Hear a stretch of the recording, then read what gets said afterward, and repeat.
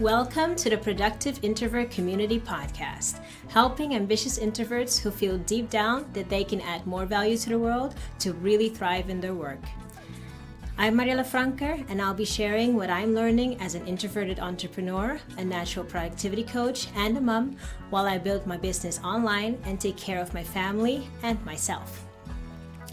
In this podcast, you'll learn the mindset and the practical steps to naturally increase the impact of your work while making space for your unique strengths as an introvert. In this episode, we're talking about visibility.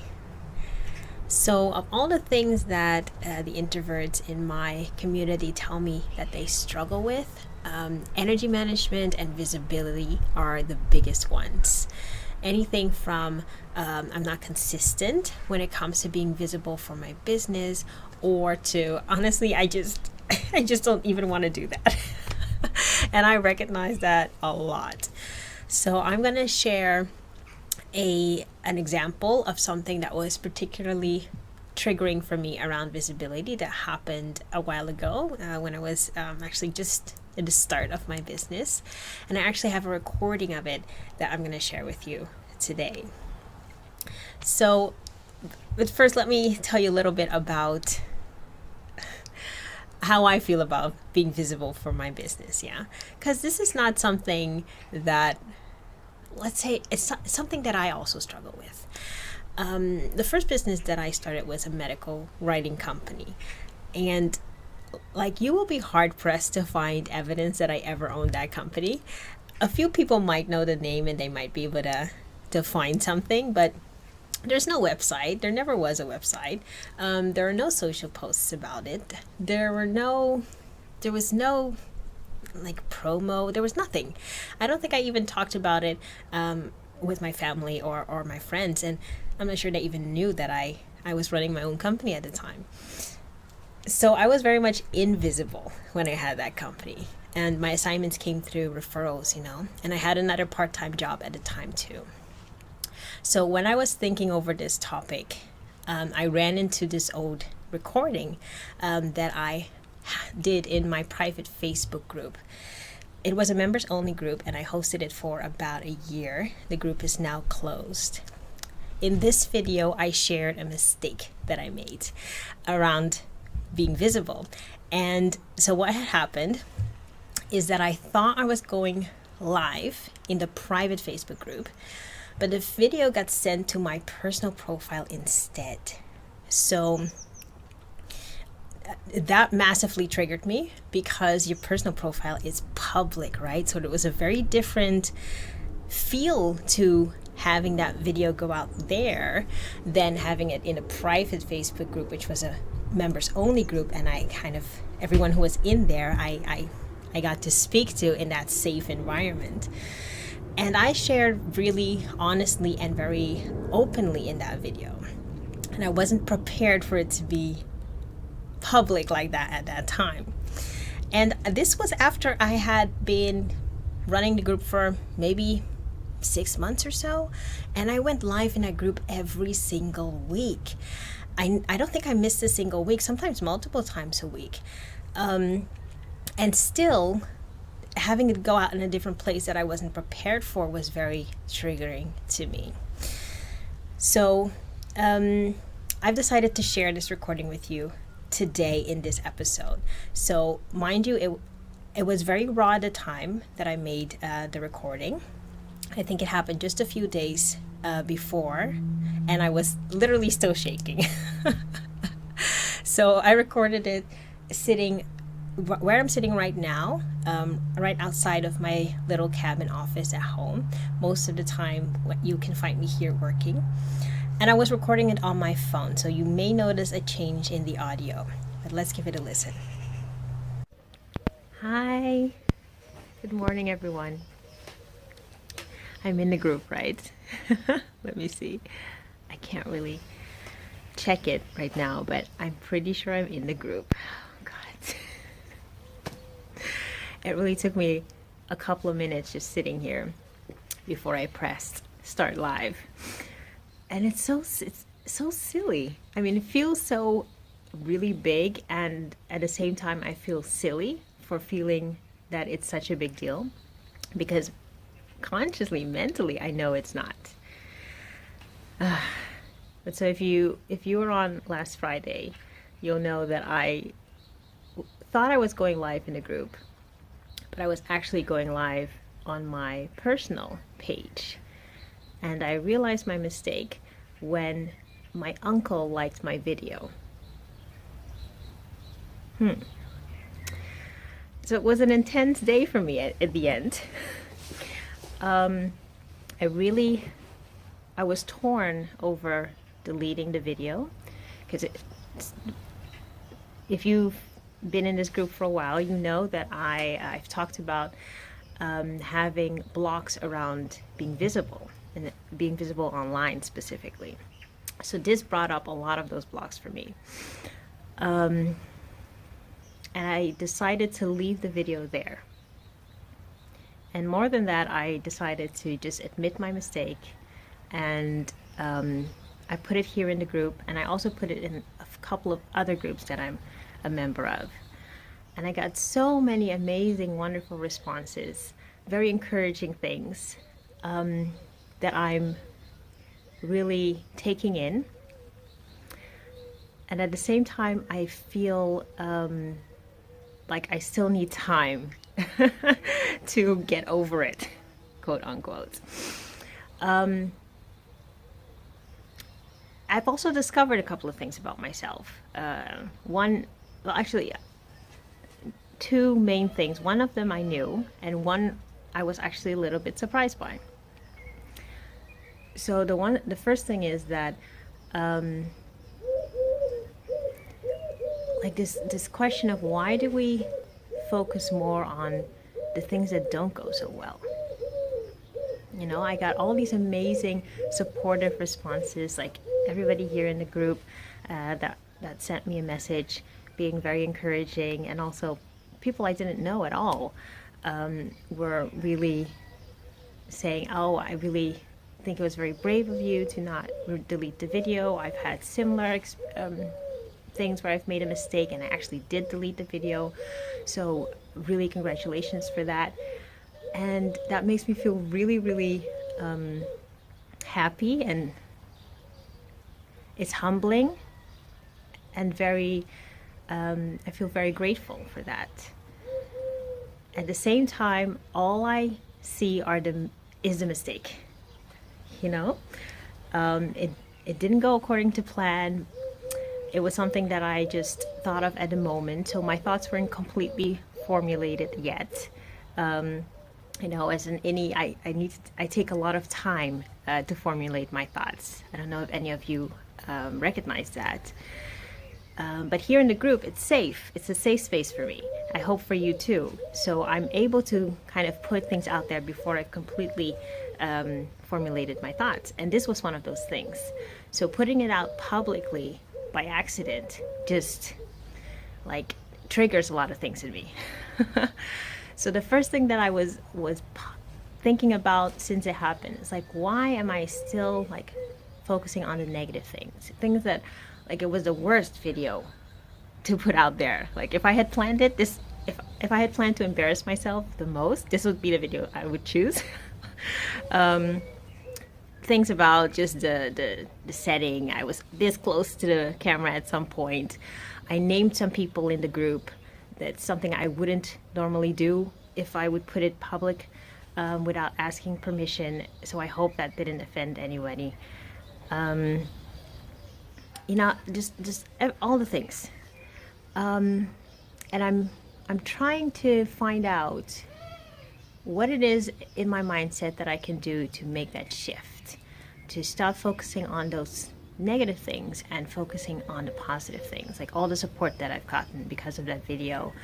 Even family members, an old teacher that contacted me after, not on that video, but that she started talking to me in a different post after the video, and she hadn't reached out to me in a while. Teacher who I loved. You know, all these little things. The fact that it's out, that basically this burden has been lifted of me, from me, even if I wasn't the way that I wanted it to. That's also something to be happy about. So that was the first thing, but this is something that I know that I do, and that's something that I need to work through. The other thing that it brought up for me was that I discovered that I have a limiting belief around being introverted. And I know I still have limiting beliefs around that, but this one surprised me a little bit because it's something that I consciously know is not true, and I make a big effort explaining it to other people. Because the first thing that I said after I posted a video, I said in the post that my innie really wanted to delete the video because it made me uncomfortable. And this is a limiting belief. Somewhere deep inside, I link being introverted with being uncomfortable and wanting to hide. And that has nothing to do with each other. This is about creating space for myself to do things in a way that I feel comfortable doing them. And being uncomfortable with this situation is something that is very normal, but it doesn't have anything to do with the fact that I'm introverted. You see how that those two are still linked somewhere in my mind. And it's always a little bit shocking and at the same time freeing to discover limiting beliefs that you might have. This was one that I wasn't aware of that was there, and it was brought up by this shock that I got because of this video. And it's another thing to be grateful for, that this has now been brought to the surface for me, and I can now actively work on it. So yes, a lot of lessons because of that tiny little glitch, so to speak. And the last thing that I would say is I might talk about this more, and I also feel a little bit annoyed with myself, kind of like, why do I have to keep bringing this up? I should be over it by now. It's been 5 days, but that's not how my mind works. I need a lot of time to kind of work through things, and then at a certain point another thing comes up, and that's perfectly fine. I know a lot of introverts who have the same thing, and we sometimes feel bad about it because other people they seem to move on quicker, or we think we should be moving on quicker. And everyone kind of goes through things their own way. And it's not just because people aren't talking about things doesn't mean that they're not working on them or working through them or struggling with things. So give yourself space. Whatever may be going on with you, or whatever kind of thing you may be struggling with right now, give yourself space to give it a home, and to just work through it and be able to let it go in a way that you can happily look back on it. Okay. I will see you tomorrow for our Q&A, and I wish you a very, very nice Tuesday. Bye. Okay, so this happened about a year ago from today, more or less. And when it happened, I was literally shaking for days. I could just feel the tension in my body. Because I have had and still have my issues around visibility. And when this happened, it triggered a lot of those issues. Because, there's part of me that kind of wants to retreat in a cave somewhere and just make pretty things, for the rest of my life. And then there's this other part of me that really wants to get out there and connect with the people that I can help. And I do feel that constant tension still between these two things. I started my business in 2020, so my coaching business. So all of this is still fairly new to me. And in the beginning, it would really give me anxiety whenever I tried to push myself out of my comfort zone too fast. And this advice is something that you get a lot. you need to get out of your comfort zone. You need to push yourself. You need to be uncomfortable. And as well-meaning as that advice is, for a lot of introverts and sensitive people, this can actually cause us to get triggered, to shut down, to go blank. It doesn't put you in the best position to really shine and work at your best. And it can actually cause us to retreat even more into that little cave. Because what happened after this episode, you would think, now that it happened, and nothing bad happened after, right? So that should show you it's okay. You can post things publicly and do videos on your public profile, and the world won't collapse. So now you've seen you can push yourself out of your comfort zone. You can just do it again. That's probably the rationale behind that phrase. And for some people that can work because it's all about that fear of the unknown. But for other people, it can actually have the opposite effect. So a lot of innies have that, not all, but some innies have that, and people who, like I have had social anxiety and and you're highly sensitive people, it can have the opposite effect. I forgot what I was going to say. Just a side note, you ever notice how your brain just suddenly grabs onto something and then you distract yourself? The wind was blowing and I was like, oh, can you hear that on the recording? I wonder if it'll be annoying. Will I have to redo this? That split second, right? Okay, let's bring it back.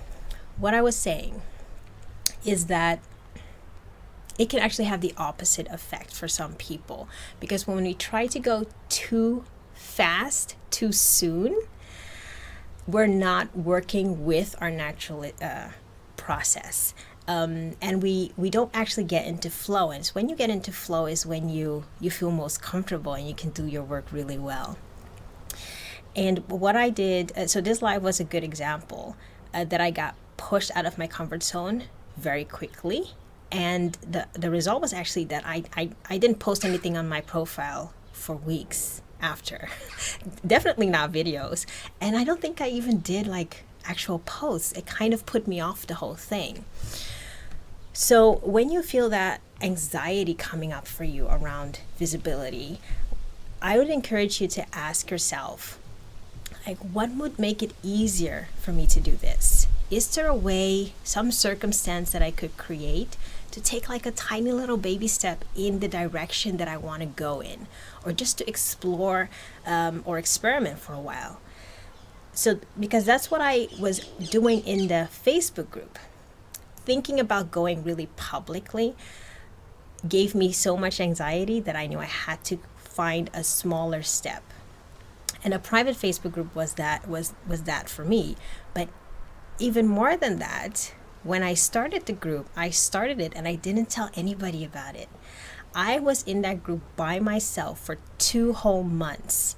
And I went live every single week, just talking to no one, just talking to myself. And I practiced just clicking go live and just let it run for 10 minutes, even if I would just end up staring at the screen and being like, oh, I don't really know what to say right now. Trying to take the scary out of it. And that really helped me to kind of get over the mechanics. It's kind of like when you're driving a car, when you're learning, you spend all your time thinking about, oh, I have to do, I have to shift. I haven't driven a car in years. I have in the past, but obviously you can tell it's not something I do often. But you're really focusing on the mechanics, like shifting gears, the brake, the gas, and you don't even have mental space to kind of watch traffic. And it feels really difficult doing all these things at the same time. And as you practice and practice, this stuff becomes automatic, shifting the gears and commanding the pedals. It becomes automatic, and you get this extra space to actually start being a part of the traffic. And it kind of felt like that taking this baby step of first going live by myself to no one, learning the mechanics of how to actually do that and being in a Facebook group, it made it easier for me to then take another step. So think about, what is a little baby step that you can take around your visibility, and then in a way that still feels comfortable for you. Is it posting something about your work online, sharing something that you admire about someone else around visibility and how they present themselves? Or is it just something that seems simple, but like telling your neighbor about your business, something that I never used to do. Oh, hello. A bug just flew past the screen. We're in the wilderness out here. So leave a comment to share your baby step, okay? As small as it is, actually tinier is better in this sense. And we'll talk about that another time. But share your little baby step and let's celebrate that, because the size of the steps, it doesn't matter. The only thing that matters is the courage to take that little step. Thank you for listening, and let's talk again next week. Thank you for listening to the Productive Introvert Community Podcast. If you're an introverted entrepreneur and you're ready to thrive in your own way, then connect with me on thefrankermessage.com/contact.